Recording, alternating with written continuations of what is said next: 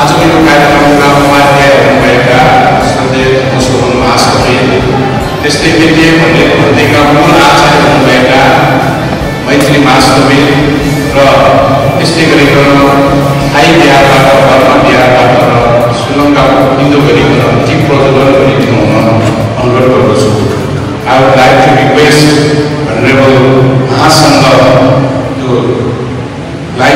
candle in front of the Buddha.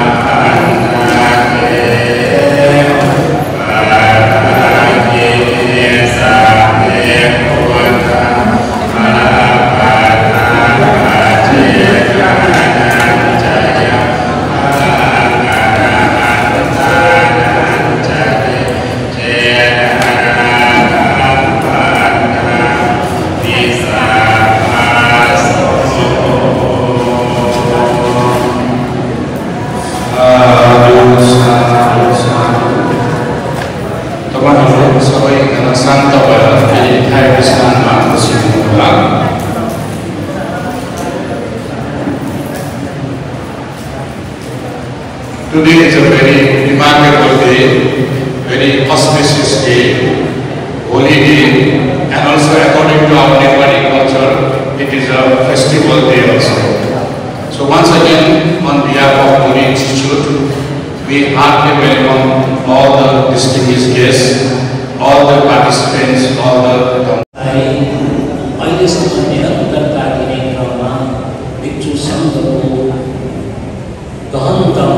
यसको महिमा र गौरव गाथा निरन्तर चलिरहेको छ भने सङ्घ गौरवलाई कायम गर्न भिक्षु सङ्घमा प्रवेश गरेर भिक्षुत्व प्राप्त उपसम्पदा दीक्षा ग्रहण गरेर अगाडि बढ्ने जमौट गरिन्छ।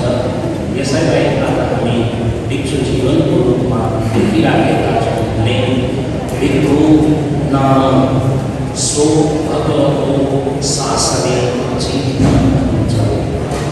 यानी कि भिक्षु भनेको भगवान बुद्धको शिक्षा आधारित आफ्नो जीवन र त्यो जीवनलाई जीवन्तता दिने क्रममा नीति नियम अनुशासनमा आबद्ध भएर अगाडि बढ्ने, जसलाई हामी भिक्षुको रूपमा परिभाषित गरिराखेका छौँ भने शासनलाई निरन्तरता दिनको लागि विनय नाम शासनस्थ आयु हुन्छ।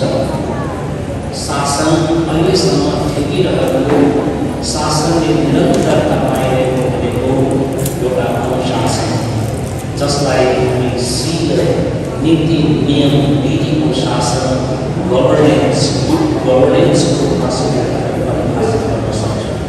यसरी शासनिक दृष्टिकोणमा एउटा अनुशासनलाई महत्त्व दिएर अगाडि बढ्ने जीवनमा आज साम्य व्यक्तिले एउटा भट्टो मार्नुभएको छ।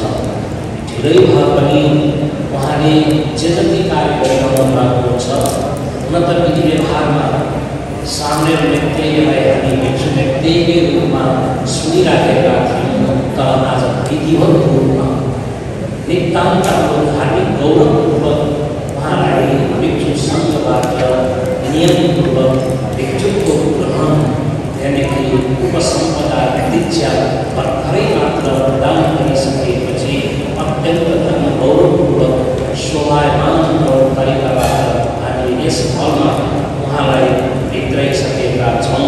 त्यसैले भिक्षु नाम यो भिक्षति सो भिक्षुति उच्चति, यानि कि जो भिक्षुले कुनै पनि भिक्षा ग्रहण गर्छ उसलाई भिक्षु धार्मिक भन्यो। तर त्यसरी ग्रहण गरेर एउटा समाजमा सामाजिक रूपान्तरणको लागि एउटा धर्मको माध्यमबाट आफूलाई समर्पित गरेर कुनै न कुनै तौर तरिकाबाट समाजलाई सकारात्मक दिशातर्फ डोर्याउने जुन चेष्टा गर्ने त्यो व्यक्ति जसलाई हामी भिक्षुको रूपमा देखिराखेका हुन्छौँ भने त्यो भिक्षु जसले आफूभित्र रागबाट रञ्जित, द्वेषबाट दूषित, मोहबाट मोहित अवस्थाबाट समेत पार गर्ने गरी जुन मानसिक रूपमा शारीरिक रूपमा जुन अभ्यास गरेको छ यसलाई पनि भिक्षु जीवनको एउटा महत्त्वपूर्ण पाठको रूपमा हामीले स्मरण गर्न सक्छौँ भने संयुक्त निकायको भाषामा भन्नुपर्दाखेरि न भिक्षवे भिक्षु परस्य सन्तकम् आदियति न च परस्य दायजं पठेति भनेर पनि उल्लेख गरिएको छ। वास्तवमा भिक्षु भनेको प्रवचित जीवन भनेको कसैको पनि सम्पत्तिमा लोभ नगर्ने, कुनै दायित्व वा सम्पत्ति आशा नगर्ने, त्यस किसिमको व्यक्तित्व, त्यस किसिमको एउटा धार्मिक व्यक्तित्वलाई जसले अगाडि बढाउने कोसिस गर्छ, चमर्को गर्छ, त्यस किसिमको एउटा गरिमामय व्यक्तित्वयुक्त जीवन, त्यसलाई हामी भिक्षु जीवन भन्छौँ। त्यसकारण आज अत्यन्त धर्म गौरवपूर्ण तरिकाबाट व्यक्तिले आवश्यक भिक्षु जीवनमा प्रवेश गर्न पाएको हामीले एउटा धर्म गौरवपूर्वक हामीले सहर्ष उहाँको जीवनमा अझ एउटा डाइनामिक नयाँ आयामिक क्रियाकलापहरू अगाडि बढोस् भन्ने हामी चाहन्छौँ। उहाँले छोटो सानो जुन सामेल जीवनमा पनि आफूलाई लुम्बिनी विकास कोषको गरिमामय उपाध्यक्ष पद भार ग्रहण गरेर पनि आफ्नो कार्यकुशलता दक्षतालाई जनमानस समक्ष केही भनेको मैले पनि गर्न सक्छु भन्ने कुरा मात्र नभइकन एउटा अवधेश त्रिपाठी जसले आज भिक्षु जीवनमा प्रवेश सँगसँगै लुम्बिनी परिषद जहाँ उहाँले एउटा शैक्षिक रूपमा पनि एउटा सांस्कृतिक रूपमा, धार्मिक रूपमा, सामाजिक रूपमा जे जति गतिविधिहरूलाई सञ्चालन गरिरहनु भएको छ, यी सम्पूर्ण गतिविधिमा अझ एउटा आयामिक रूपमा उहाँको यो जुन काममा एउटा अझ जिम्मेवारी थपेको छ। पहिले सामेलको रूपमा त्यो जिम्मेवारी छ भने अब भिक्षुको रूपमा थप जिम्मेवारी उहाँमा बढेको छ भने उहाँको यो नयाँ जीवन भिक्षु जीवनमा अझ तपाईँहरूबाट हस्ते गरेर शासनिक विधि व्यवहारमा अझ ठुला आयामिक क्रियाकलापहरूलाई सञ्चालन गर्न समेत यसले ठुलो योगदान पुर्याउँछ भन्ने मैले विश्वास दिएको छु। जुन लोभ, द्वेष, मोहबाट मुक्त हुने गरी अगाडि बढ्नु यानि कि आर्य ज्ञानी, आर्य मार्गद्वारा अगाडि बढ्ने भिक्षु जीवनको एउटा मकसद, एउटा इरादा, एउटा उद्देश्य महान लक्ष्य भएको हुन्छ भने त्यो लक्ष्यमा निरन्तर रूपमा अगाडि बढ्न कसैले हामीलाई चाहिँ जुन अवस्थामा यस्तै गरेरै पर्ने हुन्छ, आफूलाई त्यहाँ कसैले घचाउनु पर्ने स्थिति रहन्छ, त्यसैले गुरुको आवश्यकता रहन्छ, उपाध्यायहरूको आवश्यकता रहन्छ, आफ्ना शुभचिन्तकहरूको आवश्यकता रहन्छ। सबैले कुनै न कुनै रूपमा शुभचिन्तकीय रूपमा दिने ती सल्लाह सुझावहरूलाई समेटेर भिक्षु व्यक्तिले अवका दिनहरूमा अझ आफूलाई सुरक्षित रूपमा शासनिक रूपमा अझ आफूलाई प्रस्तुत गरेर बुद्ध जन्मभूमि नेपालमा आफूले गर्न सक्ने गर्नुपर्ने जुन जिम्मेवारी छ, दायित्व छ, यसलाई निरन्तर रूपमा वहन गर्दै जानुपर्नेछ। यसमा हामी सबैले एउटा गुडविलबाट एउटा शुभ चिन्तक रूपमा हाम्रो पनि यसमा मैत्री कामना रहनेछ भने आज व्यक्तिगत आउसले जुन एउटा क्रमका साथ दृढ निश्चयका साथ आफ्ना गुरु उपाध्यायका बिचमा धर्म गौरवपूर्ण अवरबाट सामेल दीक्षाबाट माथि उठेर प्रवज्य दीक्षा सँगसँगै भिक्षु जीवन उपसम्पदा महत्त्वपूर्ण जीवनमा उहाँ प्रवेश गर्नुभयो। उहाँलाई पुनः एकपटक बधाई ज्ञापन सहित भिक्षु जीवनमा प्रवेश गर्दै यहाँको काममा अझ थप जिम्मेवारी, धार्मिक जिम्मेवारी पनि बढेको छ। यसमा सुझबुझ तवरबाट, यसमा अझ सावधानीपूर्वक, यसमा अझ अलर्ट भएर अगाडि बढ्न सकोस् र सँगसँगै यहाँको सबैको हस्तेमा हस्ते गरेर अगाडि बढ्ने त्यो जिम्मेवारी जसमा प्रमुख दाताको भूमिका निर्वाह गर्नुहुने बोधि गुरुमाको त्यो जिम्मेवारीले पनि अझ थप धार्मिक गौरव एउटा बुद्धिका चित्तसहित अगाडि बढ्ने मार्ग प्रशस्त भएको छ। यसरी अहिले हामी यो धर्म गौरव सभामा भिक्षु व्यक्तिय जसलाई हामी हृदयदेखि मैत्रीपूर्ण शुभकामना बधाई ज्ञापन गर्न समेत यहाँ उपस्थित भइरहेका छौँ। उहाँको जीवन, भिक्षु जीवन अझ फलोस्, फुलोस्, फुल जस्तै ढकमक्क फुलोस्, सुवासयुक्त फुल जस्तै मगमग वासना आउने गरी फुलोस्। उहाँको शासनिक जीवनमा कुनै पनि तगाराहरू नतेर्सिनु, उहाँ अझ सशक्त रूपमा प्रस्तुत हुन सकोस् भन्ने भित्री हृदयदेखि व्यक्तिलाई मैत्री कामना सहित सोको रोगो विनष्टको कामना सहित म यहाँबाट विदा हुन चाहन्छु। सबैलाई साथ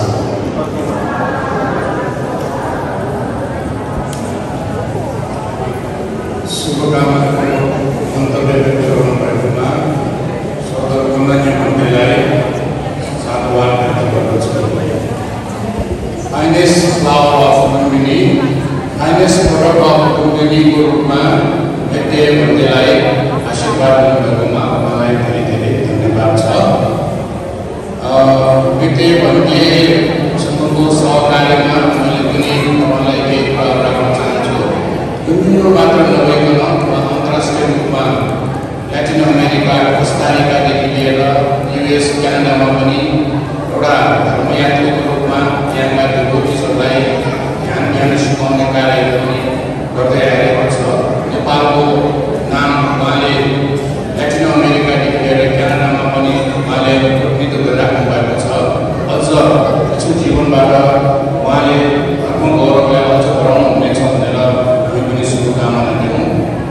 भगवान बुद्धले जीवनमा जहिले पनि 5वटा कुरा दुर्लभ छ भनेर भन्नुभएको छ। मनुष्य भाव दुर्लभ छ, त्यसले गरिकन यो युगमा बुद्धहरूको उत्पन्न हुनु पनि, बुद्ध युगमा भेट्नु पनि दुर्लभै हो बुद्धहरूको जन्म। त्यसले गरिकन श्रद्धा सङ्कट पनि दुर्लभै हो, धर्म श्रवण गर्नु पनि दुर्लभ हो, साथसाथै प्रवचित भाव दुर्लभ हो, लोकस्मी प्रवचित जीवन पनि दुर्लभ हो। यो दुर्लभ प्रवचित जीवन आज उहाँले हायर अलिभेसनको रूपमा हाइएस्ट ब्लेसिङ आज पाउनु भएको छ। त्यसैले हामी आज यो धर्म सेलिब्रेसन गरिरहेको छौँ भनेर हामी सबैले यस बेला रिफ्लेक्ट गरौँ, प्रतिवेक्षण गरौँ। अब म आशीर्वादका यी शब्द व्यक्त गर्नुको लागि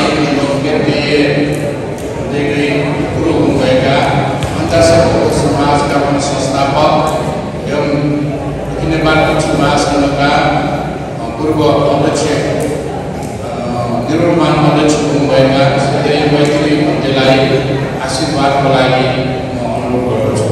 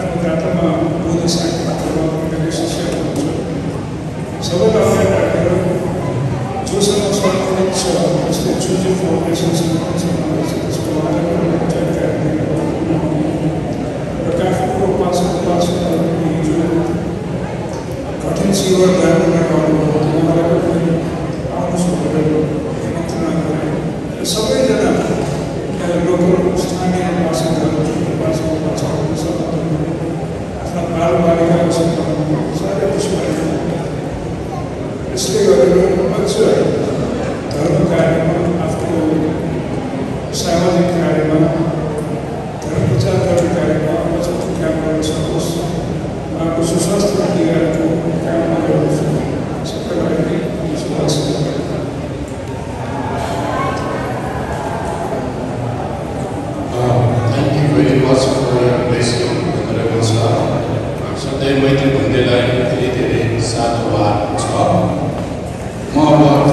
सङ्घबाट व्यक्ति उपसम्पदा हुनुभएर उपसम्पन्न दीक्षित हुनुभएको उपलक्ष्यमा आशीर्वाद वचन मङ्गल कामना गर्दै श्रद्धेय काठको विशाल धनसभा महासचिव दरबार सङ्घमा आशीर्वादको लागि अनुरोध गर्दछु।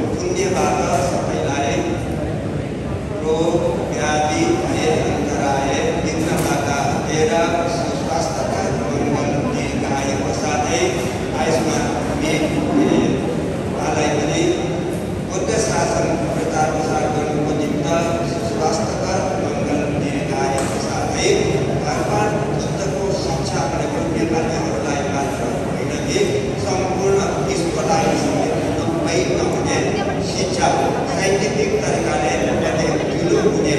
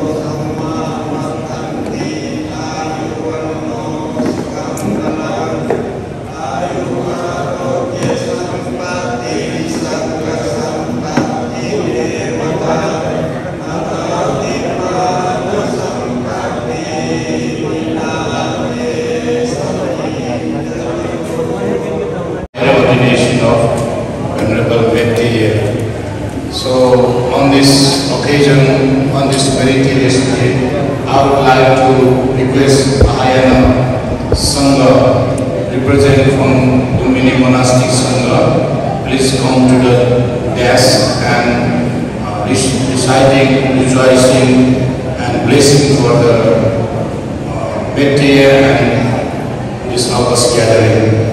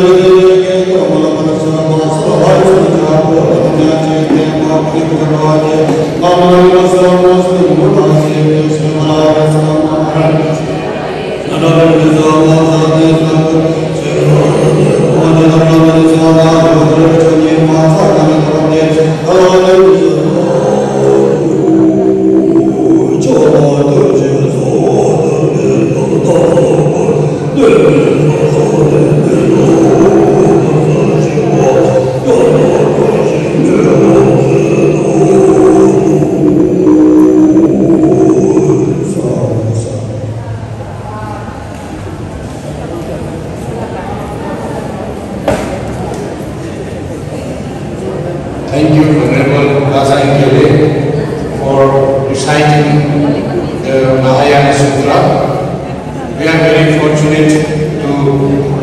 petitioned Mahayana Sutra also. Due to our limited time, I apologize for not having time to recite from different China, Korea, and the Singaporean and Japanese side. I am sorry for that. According to our program, we have a limited time. We have to offer the lunch for the Sangha also. So now next item, I would like to announce that now Venerable Mette between Tati and Bodhi Gurma are going to offer the 8th requisite to the Sangha. Asta Pariskar Dan Kane Samay Bhayeko cha. त्यसैले हातमा लिनु होला. Please carry on the 8th requisite in that hand, and with due respect, please offer the 8th requisite Parikara to the Sangha.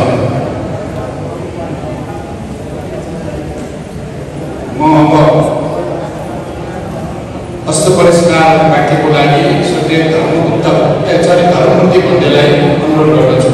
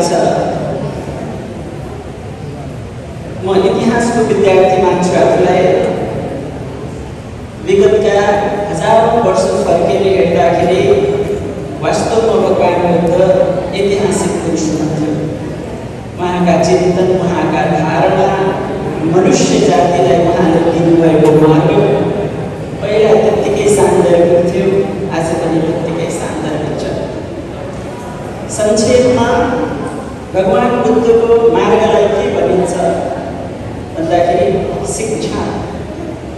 भगवानको उपाधि पनि हामीले भन्दाखेरि भगवानलाई शास्ता भन्छौँ, गुरु भन्छौँ। सत्ता देव मनुष्यान्, यसै अर्थमा सम्झिन चाहन्छु भगवानले सिकाइदिनु भएको शिक्षाको मार्गबारे। म सम्झिन्छु हामी एकदम सानो थियौँ, कक्षा 5 मा पढ्ने बेलामा श्रद्धेय आचार्य मैत्री महास्तुज्यू हाम्रो बुवासँग मिलेर अन्तर्राष्ट्रिय बौद्ध समाज बनाएर लुम्बिनीमा स्वास्थ्य सेवाको काम थाल्नुभएको थियो। त्यो बेला बाल बेलामा सोचाइ पनि त्यति हुँदैन। अनि भन्थे कस्तो हुनुहुन्छ होला भनेर हामी एकचोटि बुवासँग भेट्न गएको थिएँ। मलाई पहिलो संवाद अझै पनि याद छ। भन्थेले त्यो बेला पनि सोध्नु भएको थियो बुवालाई, यिनलाई चाहिँ भिक्षु बनाइदिए हुन्छ। पछि त्यही मैले भन्थेको श्रद्धेय मामा हुनुभएका धर्मरत्न त्रिशुली जस्ता तर पनि श्रद्धा सम्पन्न महानुभावको शब्द प्राप्त गरे। उहाँले माँ बाबु सेवा भन्ने सानो किताब लेख्नु भएको थियो, मलाई पढाएर सुनाउनु भएको अझै सम्झिन्छु। जीवनमा ठुलो परिवर्तन अर्को कहाँ उडायो भन्दाखेरि म कक्षा 6 मा पढ्न गएपछि हाम्रा केही नजिकका एकदमै मिल्ने आत्मीय मित्रहरू भएर हामी वातावरणको ट्रेनिङ लिन गयौँ। लुम्बिनी इको क्लब भनेर हामीले आफ्नो स्कुलमा इको क्लब सुरु गरेको थियौँ। त्यही अवसरमा काठमाडौँबाट पाल्ने गरेकी साकेतकी छोरी श्रद्धेय सुजाता गुरुमा अनागारिका रूपमा भगवान बुद्ध जन्मेको ठाउँ लुम्बिनीमा बुद्ध शिक्षा चाहिँ सिकाउनु पर्छ भन्ने कुरा मलाई लाग्छ धर्मरत्न त्रिशुली महास्वर्गीय हुनुभयो। उहाँ हाम्रो ठुला बुद्धि हुनुभएका बुद्धघोष भन्थे, उहाँकै अनुकम्पाबाट सायद श्रद्धामा लुम्बिनी आउनुभएको थियो।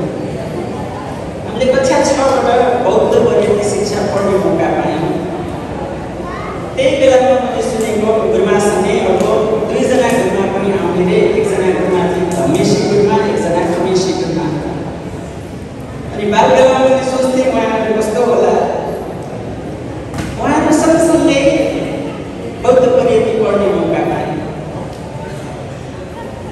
यो 2 जना आचार्यहरूको ममाथि अत्यन्त ठुलो अनुकम्पा छ। श्रद्धेय आचार्य मैत्री महास्तुज्यूले लोकार्थ चर्या गर्नुपर्छ। लुम्बिनी वरिपरि बस्ने मानिसमा धेरै दुःख समस्या छ। दुःख भएको ठाउँमा गएर अर्को दृष्टि उसले बुझ्दैन, उसलाई चाहिएको त्यो स्वास्थ्य र शिक्षामा त्यस्तो काम गर्नुपर्छ भन्ने उदाहरण सिकाइदिनु।